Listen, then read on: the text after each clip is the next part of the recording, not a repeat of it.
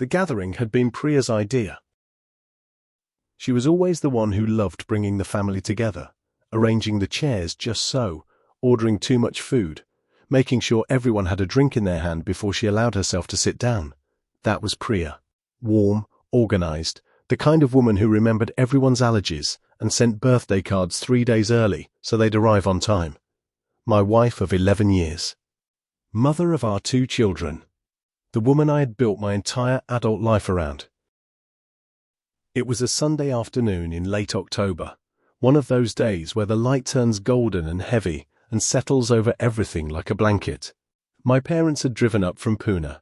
My younger sister, Ananya, and her husband had come with their kids, and Priya's own parents, her father Ramesh, a retired schoolteacher who laughed too loudly at his own jokes, and her mother Kamla, a small, sharp-eyed woman who noticed everything, was seated at the far end of the dining table.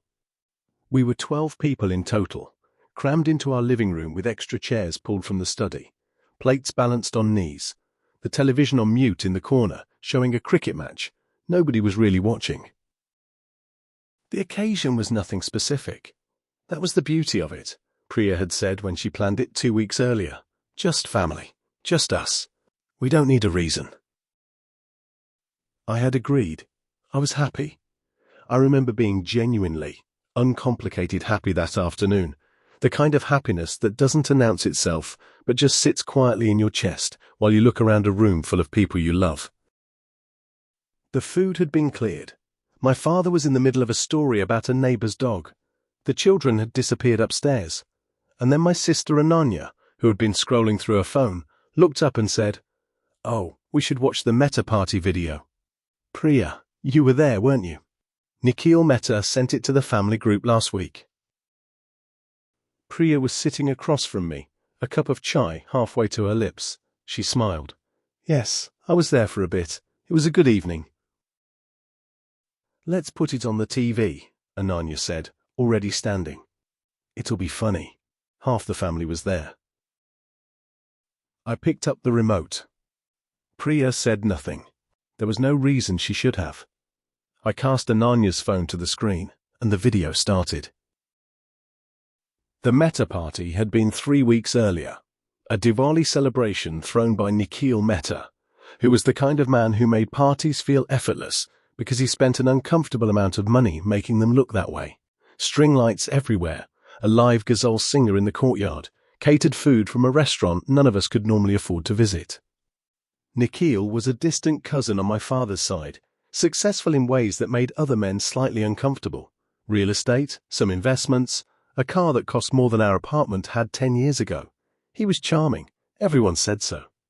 The kind of man who remembered your name, touched your shoulder when he spoke to you, made you feel briefly like the most important person in the room. Priya had gone with her colleague Sunita because I had a work deadline that night. I'd kissed her goodbye, told her to have fun, gone back to my laptop. She'd come home around 11, slightly flushed, smelling of perfume and cigarette smoke from other people's habits, happy and a little tired. We'd talked for 10 minutes before she fell asleep. Nothing remarkable. The video on the television showed exactly what you'd expect from a Mehta party. Beautiful people in beautiful clothes, the ghazal singer in the background, candles and fairy lights turning everything warm and flattering. Ananya was laughing at someone's outfit. My mother recognized her face and said, "Oh, is that Deepa Agarwal? She's lost weight." My father had already lost interest and returned to his dog story with my brother-in-law. I was barely watching. I was refilling my chai. And then the video shifted, one of those unsteady, candid pans that party videos always have, the camera swinging across the room without purpose, and for approximately 4 seconds it caught Priya. She was in the far corner of the frame, near the garden entrance, half turned away from the camera, and Nikhil was beside her. Not beside her the way people stand at parties. Not the polite, social proximity of 2 acquaintances exchanging pleasantries near the appetizer table. He was close. The kind of close that has an intention to it, a direction. His hand was at the small of her back, not resting there casually the way a man guides someone through a door, but settled, familiar, comfortable. And Priya, my wife, who was right now sitting across from me in this room, was leaning toward him, slightly but unmistakably, in the way you lean towards something warm. The camera moved on. The moment lasted, maybe 4 seconds. The party video continued, showing someone's child trying to catch a sparkler. But the room had changed. I don't know exactly when I stopped breathing. Somewhere in those 4 seconds, I think. I kept my eyes on the television for another 10 or 15 seconds because my body understood before my mind did that I needed time, that if I moved too quickly, something would break that couldn't be fixed. I set my chai cup down on the coffee table. I looked at Priya. She had not moved. The cup was still at her lips, but she wasn't drinking. Her eyes were on the television with an expression I had never seen on her face in 11 years. Not fear exactly, not guilt exactly, but something that lived in the space between them. A kind of awful stillness. Like a person who has stepped onto thin ice and is calculating very carefully whether or not it will hold. The smile was gone. My mother was still talking about Deepa Agarwal. My father and brother-in-law had moved fully to the dog story. Ananya had her head bent over her phone again. Only Priya's mother, Kamla, was watching her daughter with those sharp, quiet eyes that missed nothing.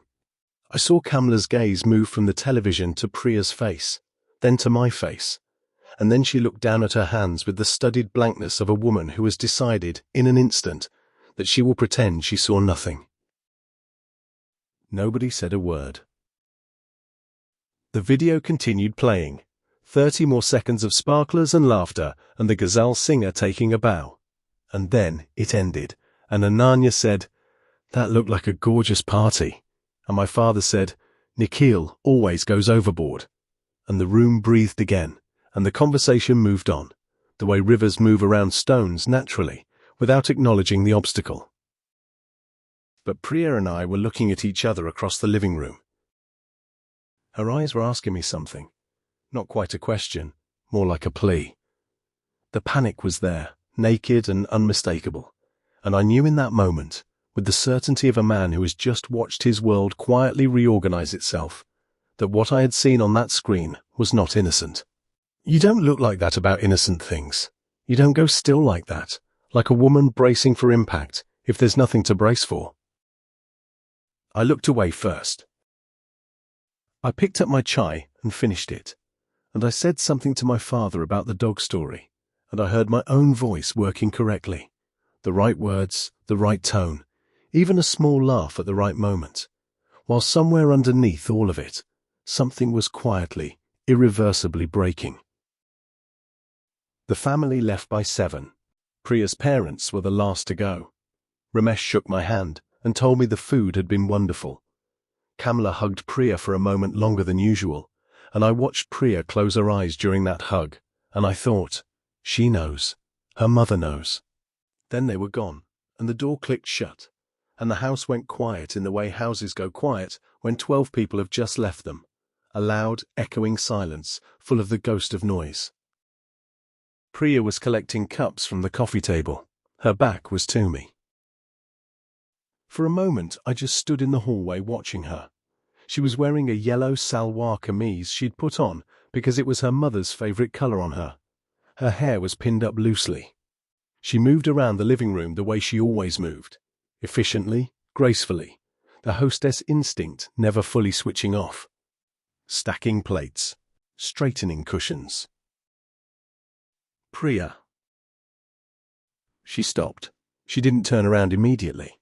Then she did, and her face was composed now.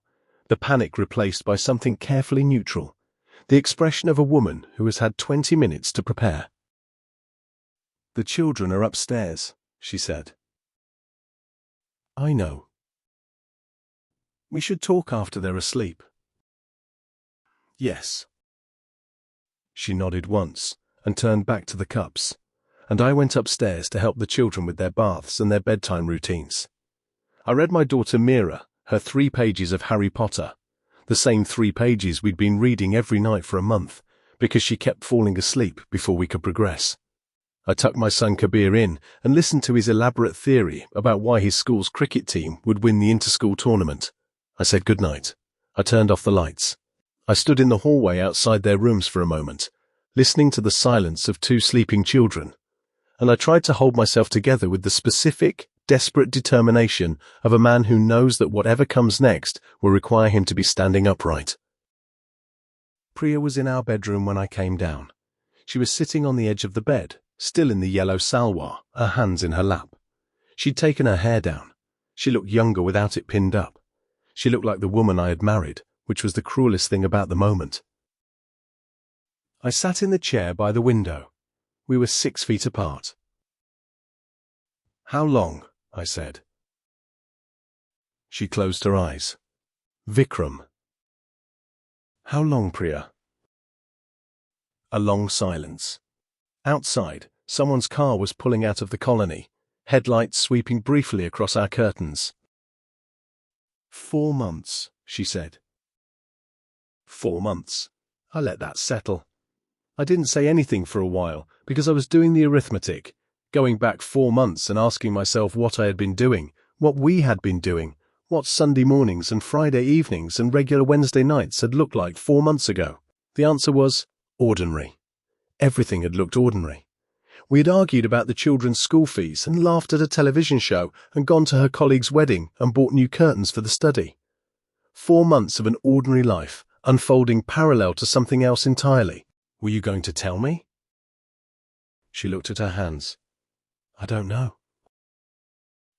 That's not an answer. I know it isn't. Her voice was steady but very quiet. I kept telling myself it would stop, that it wasn't what I thought it was. I kept waiting for it to become something I could just put behind me without having to. She stopped. That sounds terrible.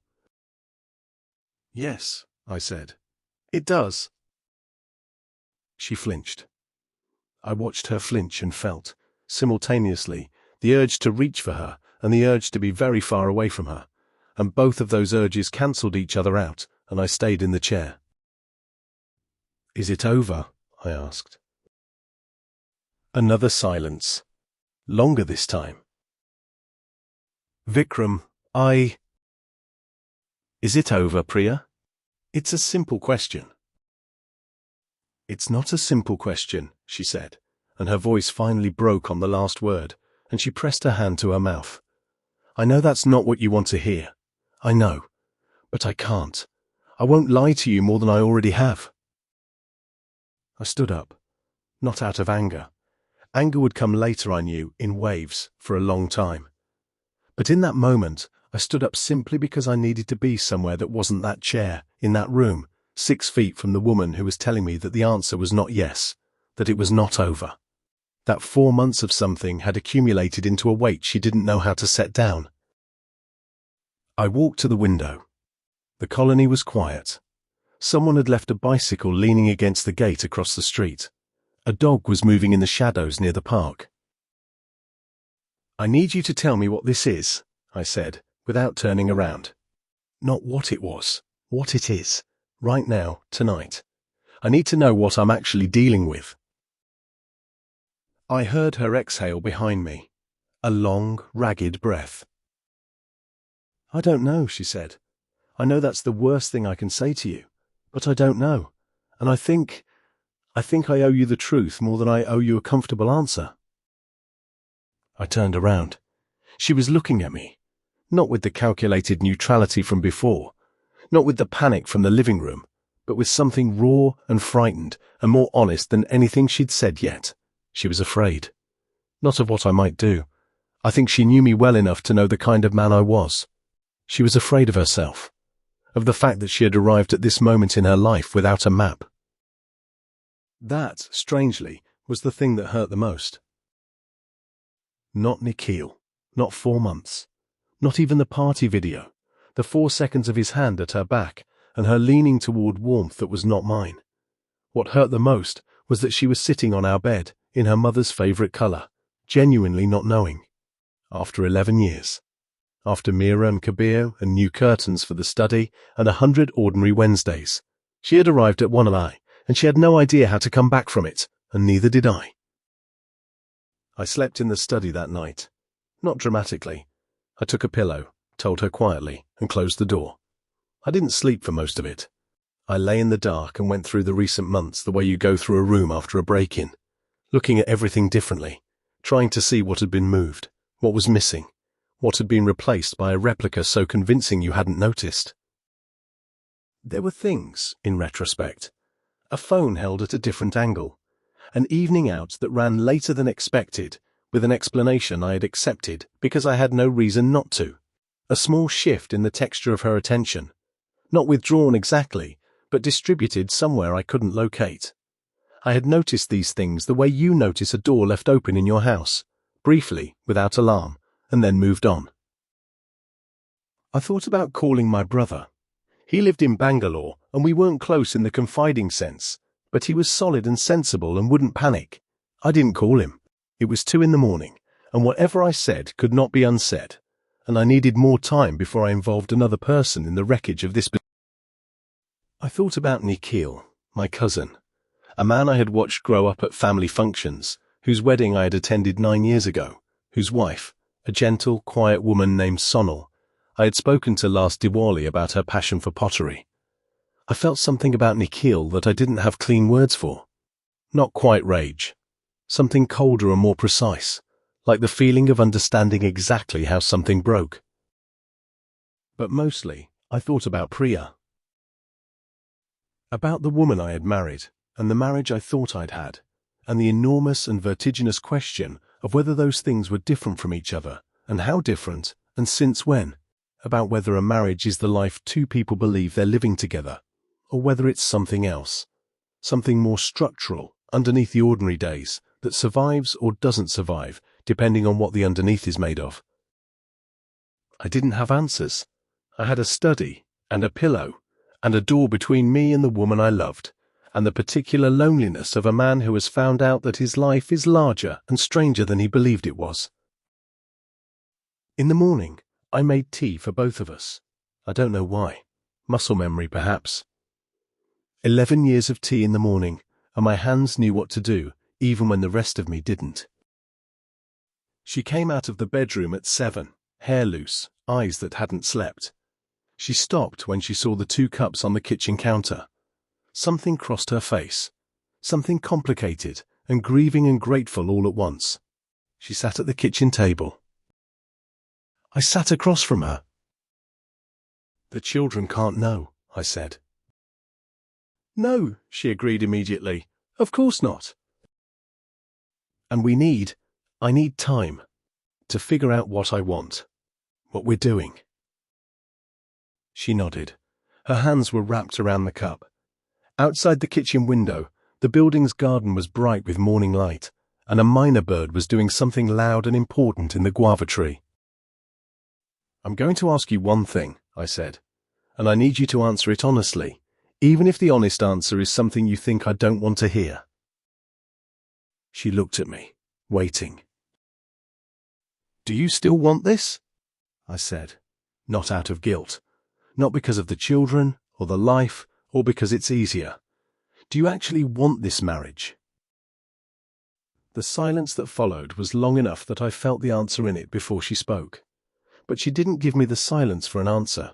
She sat with it, working something out, in the way Priya had always worked things out, thoroughly, without shortcuts. I want you, she said finally. I don't know how to explain what happened with Nikhil without making it sound like an excuse. And I'm not making excuses. I'm not going to tell you I was lonely or neglected or confused, because you don't deserve that kind of reframing, and I'm not sure it's even true. I think I made a series of bad decisions, because I let something feel significant that I should have walked away from, and I didn't walk away, and that's mine to carry. She paused. But you asked if I want this marriage, and the answer is yes, absolutely yes, which makes everything I just told you worse, I know. But you asked for honest. I looked at her for a long time. It does make it worse, I said. I know. It would almost be easier if the answer were no. I know, she said again, and this time her voice was barely above a whisper. I called in absent from work that day, first time in 3 years. I walked for 2 hours in the morning, through the colony and the market and the park where we'd taken Mira and Kabir on weekends when they were small. And I thought about what marriage actually asks of people. Not in the ceremony, not in the vows spoken in front of a fire and a priest and 100 relatives, but in the dailiness of it, the long middle of it, after the beginning is over and before you know how the end looks. What it asks, and what you're capable of giving, and whether those two things can be recalibrated when they've gone out of alignment. I thought about the video. 4 seconds. A hand at a back. A woman leaning toward warmth. And I thought about the morning. 2 cups of tea. An honest answer to an honest question. I don't know what we are yet. That's the actual ending. Not a resolution, not a clean break, not a redemption, because real life doesn't move at the pace of stories. We are 2 people in a marriage that has been fractured, sitting in a kitchen with tea, trying to figure out if fractures can heal, or if they only ever remain as evidence of where something broke. We are going to see someone, a counselor, a professional, a person trained to help 2 people find the language for things they can't say to each other yet. Priya agreed without hesitation. I think she would have agreed to anything in that kitchen, which made me trust her agreement less, and I told her so, and she said, "I know, trust it later then, when it's been long enough to mean something," which was, I thought, the most clear-eyed thing either of us had said. The children came home from school at 4. Kabir talked about cricket. Mira had learned a new song and wanted to perform it for us. We sat on the couch, Priya on one end, me on the other, a child on each of our laps, and watched our daughter sing something she'd learned about butterflies and rain. She had Priya's eyes and my stubborn chin, and a voice that was entirely her own. I looked at Priya over Mira's head. She was watching our daughter with an expression that had no performance in it, just love, straightforward and unambiguous, the one thing in the room that wasn't complicated. She felt my eyes and looked up. We held the look for a moment. No words, no answers, just 2 people on a couch, in the aftermath of a party video and a sleepless night and a morning cup of tea, trying to see if there's enough of something left to build on. I don't know yet. But the tea was still warm. And we were still in the same room. For now, I told myself, that has to be where we start.